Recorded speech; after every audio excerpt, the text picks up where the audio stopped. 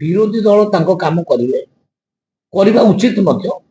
ତାଙ୍କ କାମ ସେ ନ କଲେ ତାଙ୍କ ତା ଭାତ ହଜମ ହବ ନା, ସେମାନେ କରିବେ। ଦେଖନ୍ତୁ ଆଜ୍ଞା, ବିରୋଧୀ ଦଳ ତାଙ୍କ କାମ କରିବେ, କରିବା ଉଚିତ ମଧ୍ୟ। ତାଙ୍କ କାମ ସେ ନ କଲେ ତାଙ୍କ ତା ଭାତ ହଜମ ହବ ନା, ସେମାନେ କରିବେ। ଆଉ ଆମେ ବିରୋଧୀ ଦଳରେ ଥିଲାବେଳେ ବି ଆମେ କରୁଥିଲୁ, ଆମର ବିଭିନ୍ନ କାର୍ଯ୍ୟକଳାପ କରୁଥିଲୁ। ତ ତାଙ୍କ ଉପରେ ଆମର ଏତେ ଧ୍ୟାନ ନାହିଁ, ସେ କହନ୍ତୁ ତାଙ୍କ କାମ, କିନ୍ତୁ ଆମ କାମ ଆମେ କରିବୁ। ଆମେ ଗୋଟେ ବର୍ଷ ଭିତରେ ଯାହା କାମ କଲୁ ତାର ଆଡଭର୍ଟାଇଜମେଣ୍ଟ କେମିତି ହବ ଆମେ ଚଲେଇବୁ। ଆମର ମେଳା, ବିକାଶ ମେଳା ହଉଛି ବିଭିନ୍ନ ଜିଲ୍ଲା ମାନଙ୍କରେ। ବିଭିନ୍ନ ଜିଲ୍ଲା ମାନଙ୍କରେ ଆମ ମନ୍ତ୍ରୀ ମାନେ ଗସ୍ତ କରିବେ, ଆମର ପ୍ରଚାର ପ୍ରସାର ହବ ଏବଂ ପ୍ରତ୍ୟେକ ଘରେ ଗୋଟେ ଗୋଟେ ଲିଫଲେଟ ପହଞ୍ଚିବ ଆମର। ସେ ଲିଫଲେଟରେ ଆମେ କଣ କଣ କଲୁ ଡିଟେଲ ଲେଖିକିରି ଆମେ ଦବୁ। ତେଣୁ ଆମ କାମ ଆମେ କରୁ, ତାଙ୍କ କାମ ସେ କରିବାକୁ ଆମେ ତାଙ୍କୁ ମନା କରୁ। କିନ୍ତୁ ଆପଣ କଟକରେ ଆଜି ମହିଳା ଶକ୍ତି ପ୍ରୋଗ୍ରାମ ସେ ଯାଜପୁରରେ କାଉଣ୍ଟର କରୁଛନ୍ତି ମହିଳା ଶକ୍ତି। ନା, ସେ କରିବେ ପରା କହିବେ। ଆପଣ ଆମେ ଦେଖନ୍ତୁ, ଆମେ କେତେ କାମ କରୁ।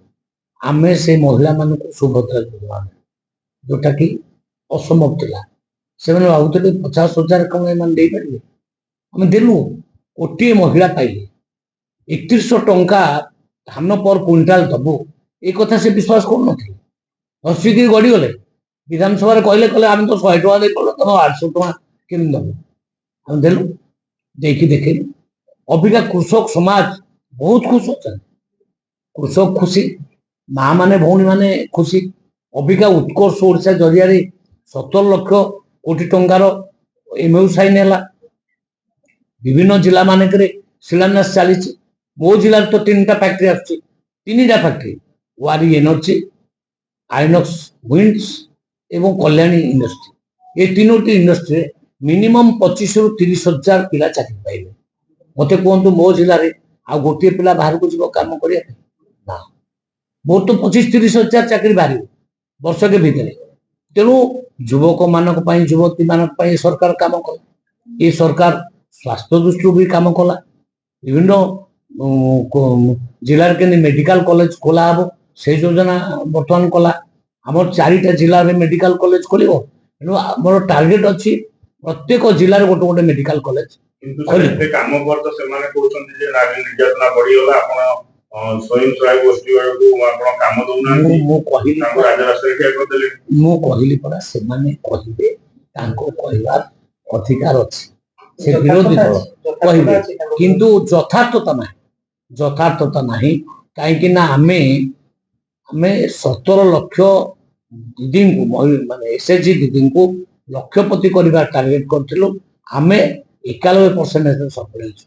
ସାରା ଭାରତ ବର୍ଷରେ ଆମେ ପ୍ରଥମ ହେଇଛୁ ମହିଳା ମାନଙ୍କ ପାଇଁ। ଏବଂ ମହିଳା ମାନଙ୍କ ପାଇଁ ଆମେ ଯୋଉ ମାନେ ସୁଭଦ୍ରା ଯୋଜନା ଲାଗୁ କଲୁ, ଏଟା କେବେ ସେ ଭାବିଥିଲେ? କେବେ ଭାବିନଥିଲେ। ଆମେ ମହିଳା ମାନଙ୍କ ପାଇଁ ବି କାମ କରୁଛୁ, କୃଷକ ମାନଙ୍କ ପାଇଁ ବି କାମ କରୁଛୁ, ଆମେ ଯୁବକ ମାନଙ୍କ ପାଇଁ କାମ କରୁଛୁ, ଆମେ ଅଲରାଉଣ୍ଡ ଡେଭଲପମେଣ୍ଟ ପାଇଁ କାମ କରୁଛୁ। ଶିକ୍ଷା ପାଇଁ ଗୋଦାବର୍ଷ ମିଶ୍ର ସ୍କୁଲ ପ୍ରତ୍ୟେକ ପଞ୍ଚାୟତରେ ଗୋଟେ ଗୋଟେ ହବ। 5 କୋଟି ଟଙ୍କା ଖର୍ଚ୍ଚ ହବ ଗୋଟେ ସ୍କୁଲରେ।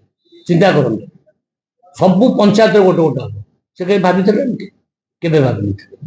ଆମେ ପ୍ରତ୍ୟେକ ବ୍ଲକରେ ଗୋଟେ ଗୋଟେ ଷ୍ଟାଡିୟମ କରିବାକୁ ଚାହୁଁଛୁ। 14,50,00,000 ଟଙ୍କା ଗୋଟେ ଗୋଟେ ଷ୍ଟାଡିୟମରେ ଖର୍ଚ୍ଚ ହବ। ସେ କେବେ ଭାବିଥିଲେ? କେବେ ଭାବିନଥିଲେ।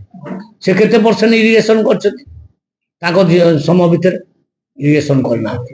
ଆମ ମୁଖ୍ୟମନ୍ତ୍ରୀ 15 ଲକ୍ଷ ହେକ୍ଟର ଜାଗାକୁ ଜଳସେଚନ ଏଇ ବର୍ଷ କରିବା ପାଇଁ ମଧ୍ୟ ଯୋଜନା କରିଛନ୍ତି।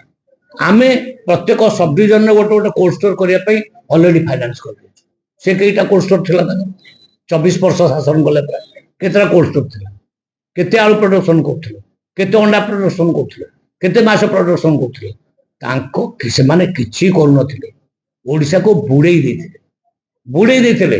କିନ୍ତୁ ଅବିକା ଧୀରେ ଧୀରେ ଓଡ଼ିଶା ଆଗକୁ ଯାଉଛି, ବଢୁଛି। ଗୋଟିଏ ବର୍ଷ ଭିତରେ ଆମେ ଯେତିକି ଷ୍ଟେପ୍ ନେଇ ସାରିଲୁଣି, ଏଟା ଅବିଶ୍ଵସନୀୟ। କେବଳ ମୋହନ ମାଝୀଙ୍କ ନେତୃତ୍ୱରେ ଏ ସଫଳ ହେଇଛି। ଆମର ଟାର୍ଗେଟ 2036 ସୁଦ୍ଧା ଓଡ଼ିଶାକୁ ବିକଶିତ ରାଜ୍ୟ କରିବୁ।